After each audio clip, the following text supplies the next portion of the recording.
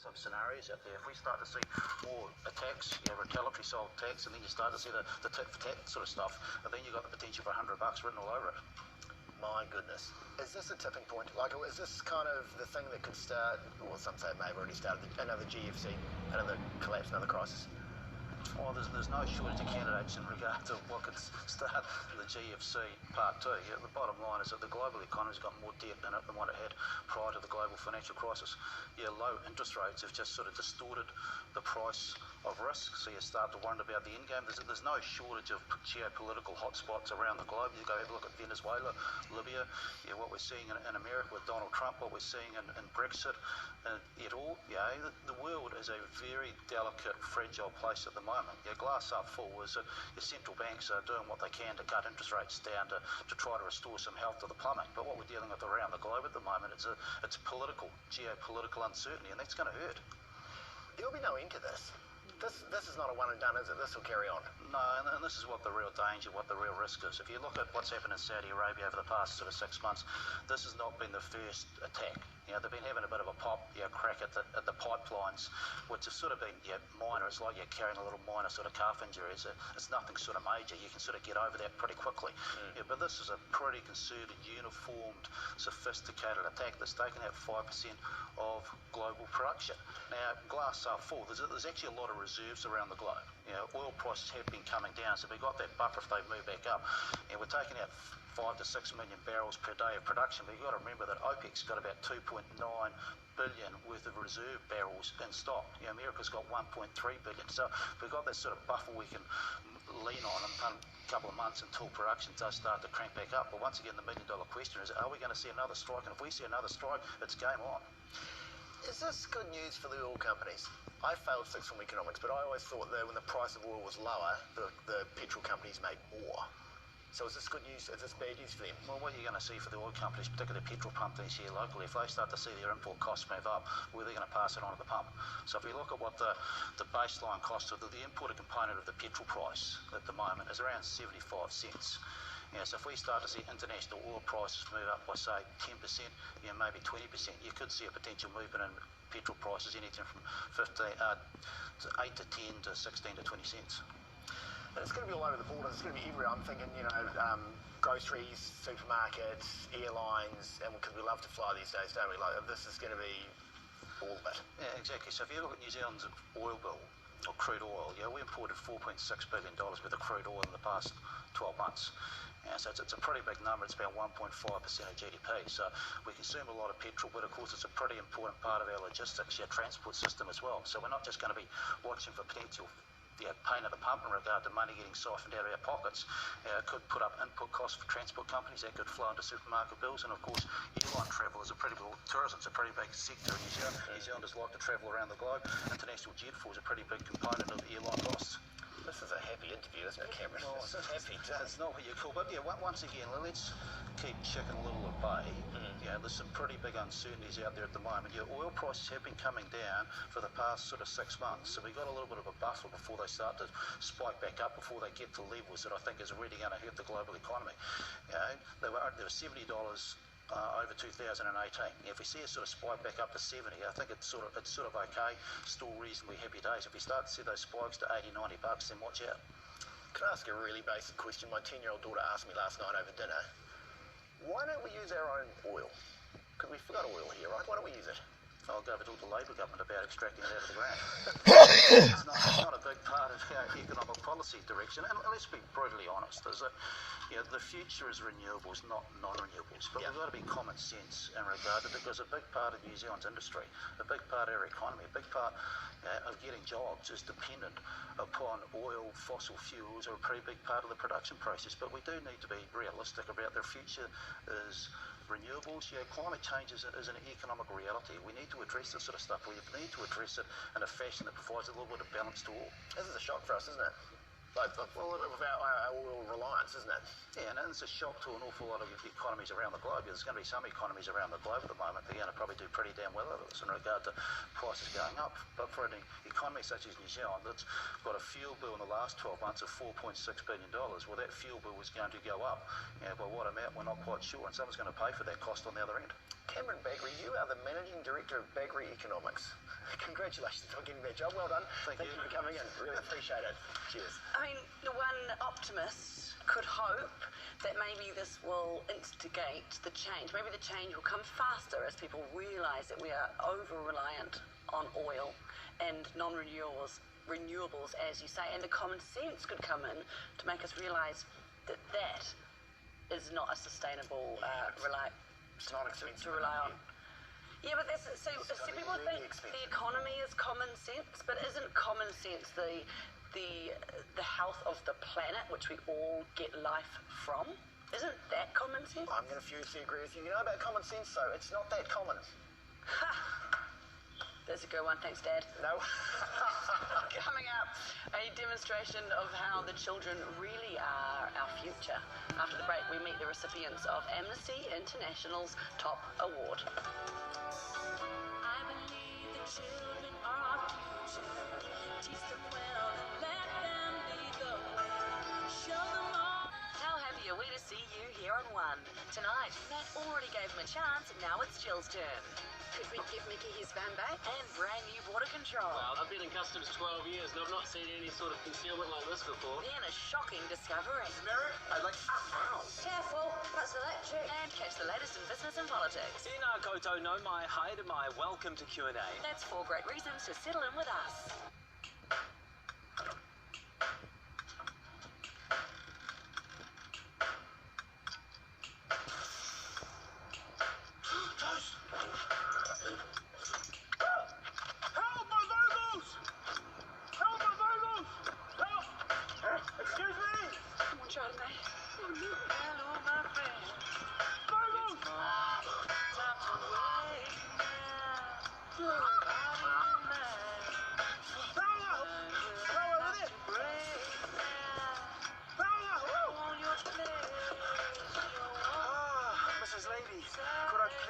Toaster for like 33 seconds?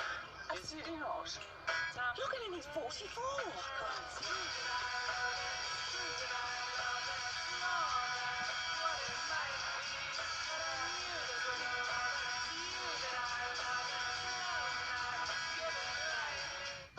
Hey Auckland, which of the UE40 ways to save would work best for where you live?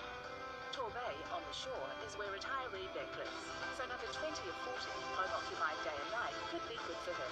Do a home insurance quote at UE.co.nz. It's all changed since back in 87. Ford packs are faster, backlines are bigger. And look out on the outside, the hits are huge. Change is a funny old thing. It makes us work a bit harder to stay ahead of the game. And when it all comes together, it's like magic. Get ready for the new way of watching. Unbelievable! Us Kiwis love the space we have to call our own. We enjoy being outside, under cover, where we can relax and entertain. Bowlander roofs provide shelter from the hot summers and cold winters through a specialised membrane that eliminates 99% of UV rays, so you're protected whilst maximising your outdoor living hours. Customised Bowlander roof, a lifestyle choice. For a specialist consultation for your Bowlander roof and complementing blinds, visit bowlander.co.nz or phone 0800 26 26 20. Grab a getaway from the crew room with Asia on sale. Experience the unique sights, sounds and flavours of Asia with flights to Singapore from just 5291 way. Sail ends midnight 23 September. Book now at Air New Zealand.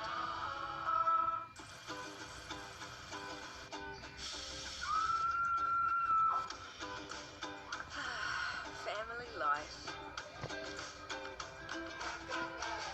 Just getting through the day can be a pretty major minor achievement. So it's nice to know someone's got your back. Because when it comes to your health, our family will always be there for your family. Helperies, a little help for everybody. Top-of-the-line Mitsubishi Pajero Sport VRX is now only $49,990 on run-out.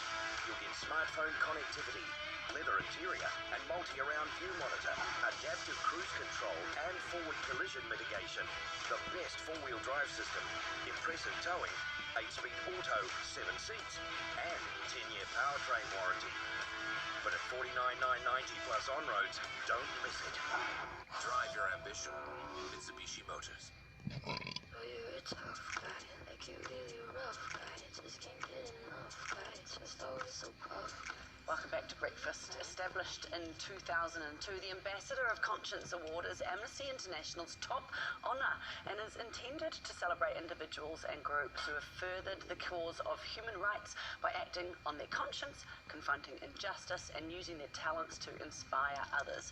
In the 17 years since, those it has been awarded to have included Nelson Mandela, Colin Kaepernick, and the Indigenous rights movement in Canada. And tomorrow, 3 of these awards will be presented to 3 youth organisations from Aotearoa in New Zealand in recognition of their contribution to galvanising local action against the global challenge of climate change.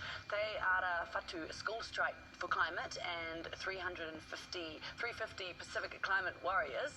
So joining us now to talk about the work that has led to this honour are members of those 2 groups, Brianna Fruin and Luke Wijon. Tēnā kōrua. Kia ora.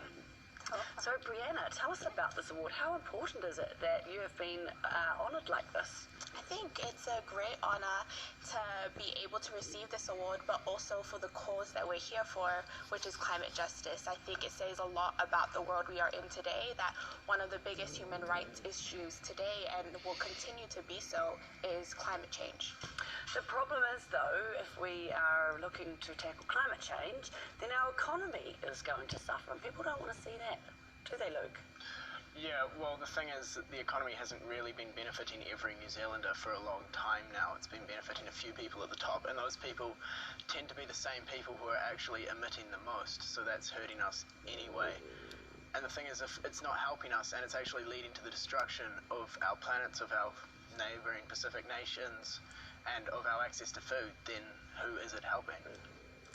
Well, it might be helping the oil companies, who are obviously in trouble at the moment. Brianna, what does climate change mean to you personally?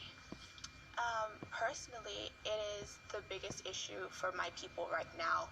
For the young people in the Pacific, just a week ago, Kiribati experienced the highest king tide ever. They're only a couple meters off water, and their tide came above that. And so, there's a lot of talk about this is the future generation's problem, where in fact it's this generation's problem. There are kids in the Pacific suffering right now at the hands of climate change. So for me personally, I've dedicated my life to this movement because I need to. How frustrating is it to know that this is a problem that your generation are going to have to deal with properly? You're going to bear the brunt of it. And yet we, the generation who are running the show, are not doing enough. How frustrating is that? It's terrifying, really. People seem to consider our movements inspiring, that youth are standing up. I think it's pretty bloody sad that it's been left to children to try and wake up a nation and say, actually, we've got 3 years left of our carbon budget. We've got 3 years left to turn things around, or we're going to set in irreversible feedback loops that ultimately end with the 6th mass extinction. Can you explain that? Why do we have 3 years left? I thought we had we've got targets that go out for 20 years. Yeah, so basically the IPCC report says that we have 3 years left of emissions to emit at our current rates, and at that point we'll hit 1.5 degrees of warming since pre-industrial levels. So basically at that time, that's when most of our Pacific Islands are underwater. That's when most of our farmland, the sea tide has risen too much for it to be farmable. That's when 280 million people are killed or displaced by rising sea levels. And that's in 3 years if we carry on at current levels, and we're actually increasing our emissions at the moment, aren't we? Yeah, so about less than 3 years in. Awesome. We have to be able to have some faith that something can change. What is your vision? What would you like to see the future look like? I think I would like to see a future that's 100% renewable. I think that's where our world needs to go. I think I would like to see a future where solutions from the past, where our indigenous solutions and traditional cultures are brought into newer technologies and brought into innovation, where they could meet each other, where a sustainable life is possible if we look to the past and also look into the future. Do you think we also need an attitude change, Luke? I mean, because consumerism and overconsumption isn't helping anyone. It's not helping the planet, but it's also not helping our mental health, is it? How do we change that? How do we get an attitude shift? Yeah, well, I think to get individual changes, first you need a societal change. We can't expect people to make small individual changes and expect those individual changes to be enough under the current system. If you expect low socioeconomic peoples to be becoming vegan or, not driving their cars or something, it's like actually the system is created so that they have to. Yes. We need to be changing that system to value different things for the protection of our planet. I've got a really good idea, as we will just hand over the reins to you guys now. Let's not wait until you guys are the adults as such. I reckon you guys have got this. Thank you so much, and our really well-deserved award, Brianna Fruin and Luke Weejohn. Over here. Yeah, thank you. Congratulations. These people, like Brianna and Luke, they need to run for local government, because local government elections are on right now and they're full of old people. And I could have said that more subtly, but that's what I meant. And no, don't beat around the bush. No, that's full we of know old, what you mean. it's full of old people. They're not the future. These people need to get their hands on the wheel of power. Honestly, they do. When you see the kids who are in school still or just coming out of school, the future does look hopeful. But it's just like, how long? Can we just give it to them now? Seriously. Pretty much. Yeah. Thank you so much for your feedback today. A lot of feedback on petrol. Barry is very eloquent. He says petrol prices rise here when a butterfly farts in Iran. It's actually Saudi where the butterfly farted. But Barry, thanks for your poetic license. Ken says Auckland has the cheapest petrol prices in New Zealand. Stop complaining. Good for you, Ken. How about the rest of the country? There was actually quite a good one here, John. John. Like everyone else, I get upset with any increase in the price of petrol, then realise that even if it goes up 10 cents a litre, now everyone remember this, and it takes about 40 litres to fill up, it is costing me less than a cup of coffee at a cafe. Yeah, Perspective, people. Perspective. I'll tell you, do you know how I choose petrol stations? By the quality of the pie. Yeah, fair enough. Chris would agree. It's actually probably not a bad shout, actually. Back in news this morning, police will continue their investigations into what caused a Christchurch man to be stabbed over the weekend. We'll have details for you at 7:30. Also ahead, she's written about prison discrimination and the Black Lives Matter movement. We meet the US author in New Zealand to discuss taking a less punitive approach to drug addiction.